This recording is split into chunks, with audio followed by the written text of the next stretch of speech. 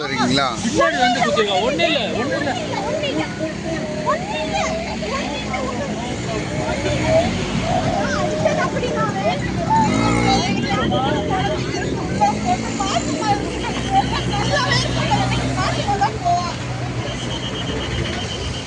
பெங்களூர்லேருந்து வரீங்களாம்மா நீங்கள்?